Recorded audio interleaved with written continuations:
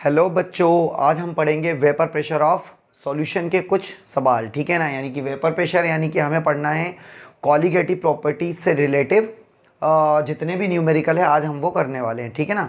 उसमें हमारे colligative properties में क्या जाएगा, एक तो जाएगा हमारा vapour pressure of relative lowering of vapour pressure, एक आ जाएगा एलिवेशन ऑफ बॉइलिंग पॉइंट, एक आ जाएगा डिप्रेशन ऑफ फ्रीजिंग पॉइंट, और लास्ट में हमारा जाएगा ऑस्मोटिक प्रेशर ऑफ सॉल्यूशन। तो ये जो हमारा न्यूमेरिकल दे रखा है, ये कौन सा न्यूमेरिकल है? Relative lowering of vapour pressure. तो इसमें हमें क्या क्या दे रखा है वो हम जरा ध्यान से देख लेते हैं। सबसे पहले बच्चों इसमें हमें दे रखा है vapour pressure of pure benzene, vapour pressure of pure benzene. तो बच्चों देखते हैं ये vapour relative lowering of vapour pressure का न्यूमेरिकल है, इसमें कौन कौन सी वैल्यू हमें दे के रखी है। तो सबसे पहले हम देखते हैं कि इसमें दे रखा है हमें vapour pressure of pure benzene. क्या दे रखा है?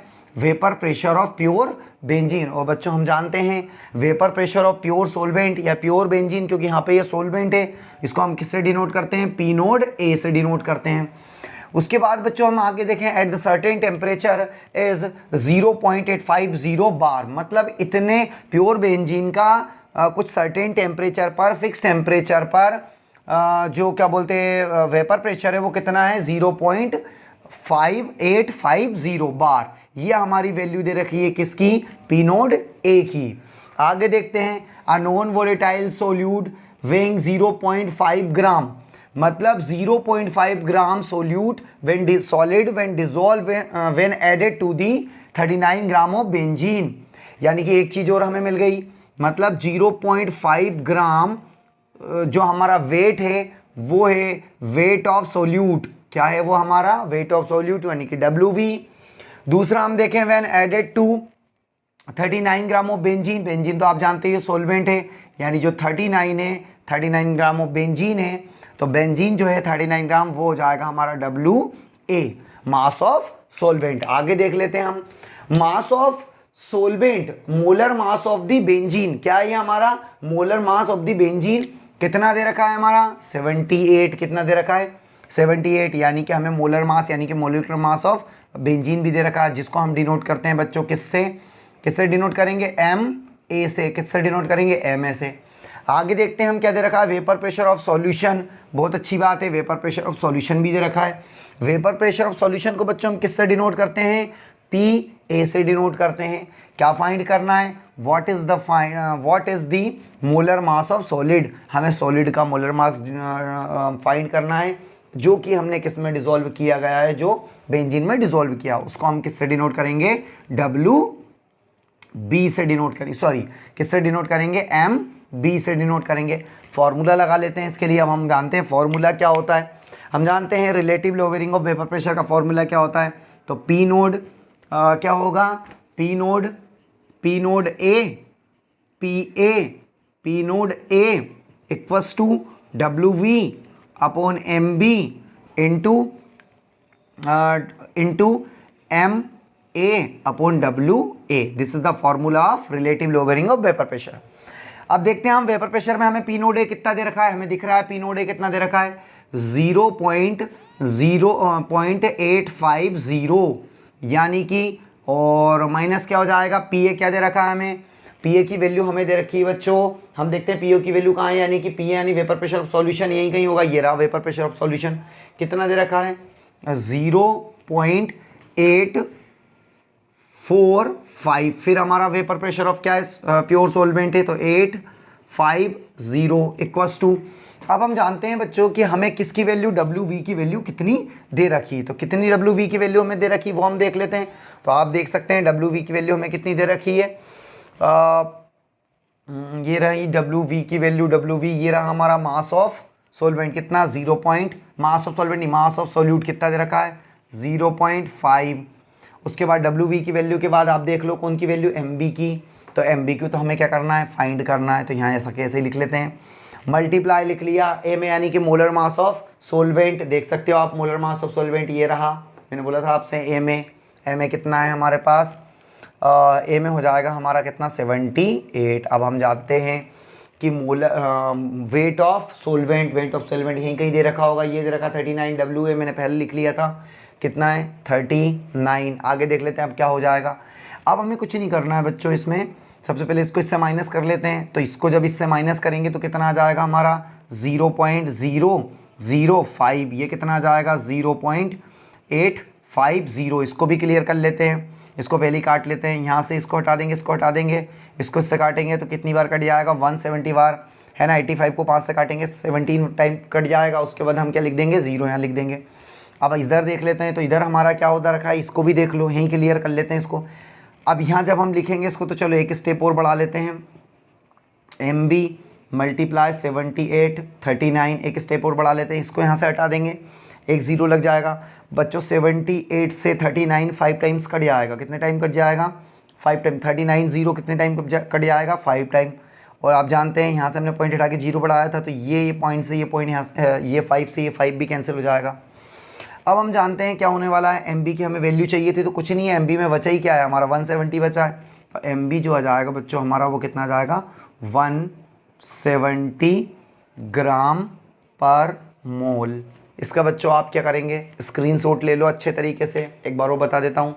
The vapour pressure of pure benzene at a certain temperature इतना है, नॉन वोलेटाइल सोल्यूट इतना है, ठीक है ना, WV।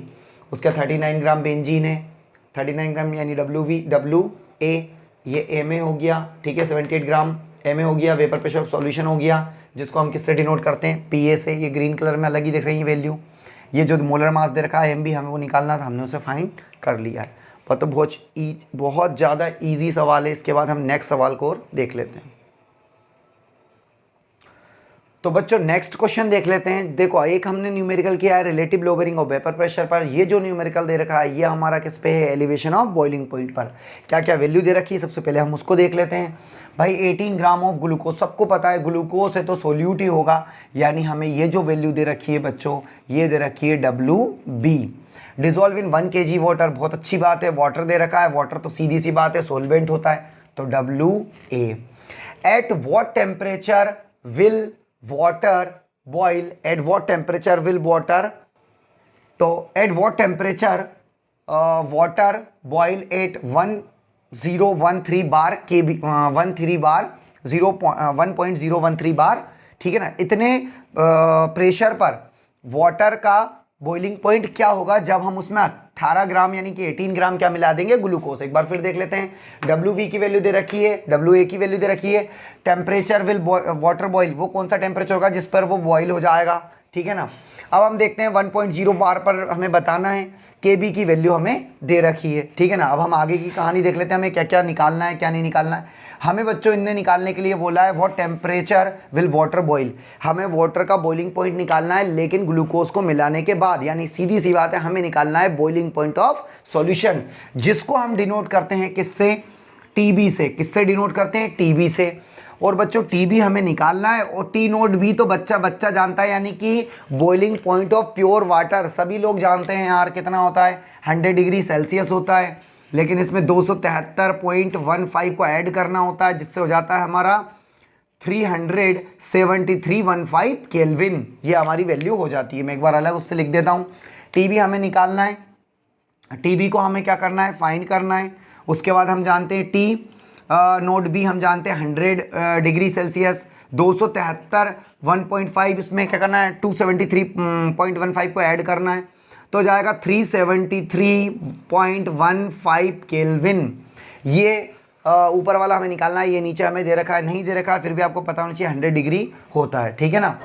उसकी हमने केल्विन में कन्वर्ट कर लिया। आगे देख लेते हैं हम क्या उसमें दे रखा है हमें भैया KB की वैल्यू भी दे रखी है। KB की वैल्यू क्या होती है, क्या दे रखी 0.52 kg मोल इनवर्स। अब बच्चों मैं आपको बता दूं, आपको जब 1 kg दे रखा है और 18 ग्राम ग्लूकोज दे रखा है, तो आप आराम से M की वैल्यू भी निकाल सकते हो। क्यों जरूरत पड़ रही है M की वैल्यू की, मैं बता दूंगा आपका, यानी कि मोलेलिटी की वैल्यू आप निकाल सकते हो। मोलेलिटी हम सब जानते हैं क्या होती है, मोलेलिटी होती है बच्चों WB/MB, क्योंकि हमें क्या दे रखा है, WV की वैल्यू दे रखी, कितनी है WV की वैल्यू, उधर ऊपर रखी है कितनी 18, यहाँ तक कि हमें WA की वैल्यू भी दे रखी है, कितनी है 1 kg, और ये दे रखा है कितना 18 ग्राम। अब हम आराम से मोलिलिटी निकाल सकते हैं, क्योंकि मोलिलिटी इक्वस टू क्या होता है, तो मोलिलिटी देख लेते हैं भाई। मोलिलिटी क्या होता है, M इक्वस टू WV/MB, है ना। मल्टीप्लाई WA, ठीक है ना, मल्टीप्लाई WA।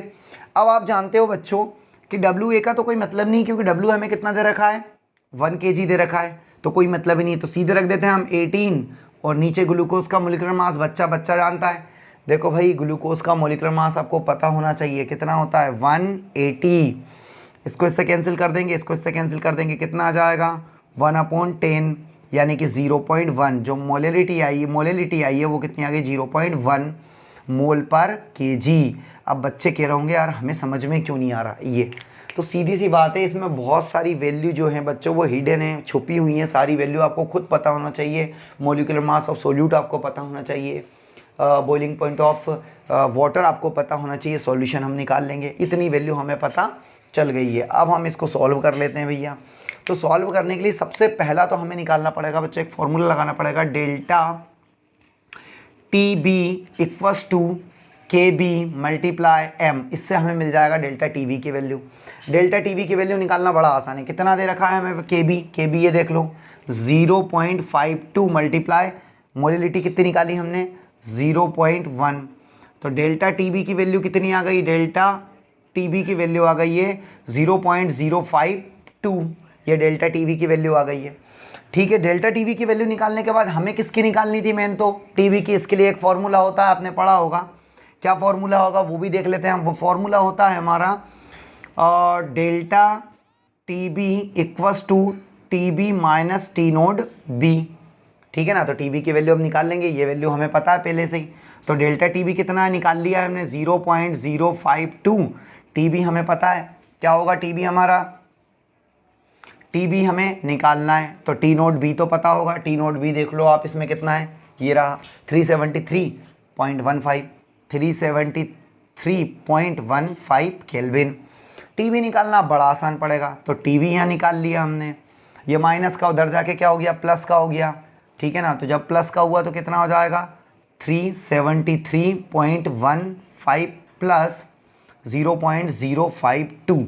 ऐड करके देख लेते हैं भाई, तो 0.052 को ऐड कर लेते हैं तो क्या हो जाएगा 20।